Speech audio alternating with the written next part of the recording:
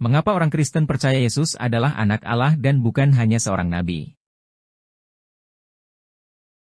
Umat Kristen yang memegang doktrin Tritunggal sebagaimana yang ditetapkan oleh Konsili Nicea percaya bahwa Yesus adalah anak Allah dan bukan sekadar nabi karena beberapa alasan mendasar yang berakar pada kitab suci, tradisi teologis, dan ajaran historis gereja. Berikut adalah kesimpulan utama berdasarkan keyakinan ini. 1. Buku Kitabiah. Perjanjian Baru memberikan banyak referensi yang menegaskan keputraan ilahi Yesus dan hubungan uniknya dengan Allah Bapa. Ayat-ayat seperti Yohanes 1 ayat 1 dan 14, Yohanes 3 ayat 16, dan Matius 16 ayat 16 menekankan sifat ilahi Yesus dan perannya sebagai anak Allah, bukan sekadar nabi.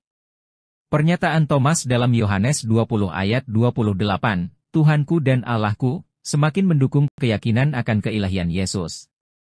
2. Klaim Yesus sendiri. Yesus membuat klaim eksplisit tentang identitas ilahinya yang melampaui apa yang diklaim oleh nabi manapun. Dalam Yohanes 10 ayat 10, dia menyatakan, Aku dan Bapa adalah satu, dan dalam Yohanes 14 ayat 9, dia berkata, Barang siapa telah melihat aku, ia telah melihat Bapa. Pernyataan-pernyataan ini menunjukkan sifat ilahi yang unik, sesuai dengan keyakinan Tritunggal, membedakannya dari para nabi yang tidak mengklaim hubungan semacam itu dengan Allah. 3. Sifat inkarnasi.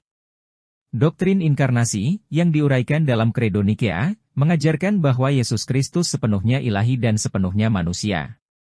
Filipi 2 ayat 6-7 menggambarkan Yesus sebagai dalam rupa Allah, dan mengambil rupa manusia.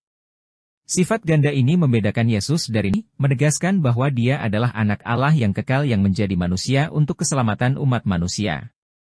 4. Credo Nikea. Konsili Nikea, 325 Masehi, merumuskan Credo Nikea untuk memperjelas keyakinan Kristen tentang Tritunggal dan sifat ilahi Yesus. Credo ini menyatakan Yesus sebagai Allah dari Allah yang benar, menegaskan keilahiannya dan keputraan kekalnya. Pernyataan kredal ini melawan bidat dan memperkuat keyakinan bahwa Yesus lebih dari sekadar nabi, dia satu hakikat dengan Bapa. 5. Ajaran para rasul dan Bapa Gereja awal. Para pemimpin Kristen awal secara konsisten mengajarkan keilahian Yesus dan perannya yang unik dalam keselamatan.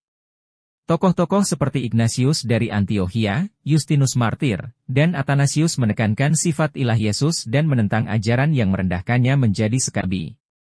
Penegasan teologis awal ini membantu membentuk pemahaman dasar Kristen tentang Yesus sebagai anak Allah. 6. Peran Roh Kudus.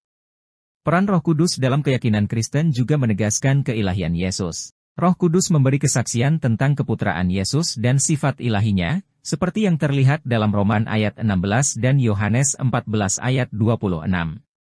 Pekerjaan Roh Kudus dalam kehidupan orang percaya menunjukkan kebenaran identitas ilahi Yesus dan peran sentralnya dalam Tritunggal. 7. Karya penebusan.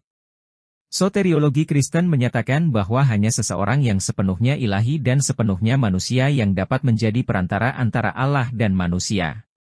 Peran unik Yesus dalam penebusan umat manusia, yang dijelaskan dalam 1 Timotius 2 ayat 5-6, menekankan keilahiannya.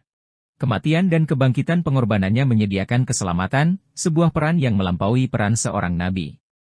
Kesimpulan, umat Kristen percaya bahwa Yesus adalah anak Allah dan bukan sekadar nabi karena kesaksian menyeluruh dari kitab suci, penegasan teologis dari gereja awal, dan peran sentral Yesus dalam rencana keselamatan. Keyakinan ini merupakan dasar dari iman Kristen, membedakannya dari agama lain yang memandang Yesus hanya sebagai nabi.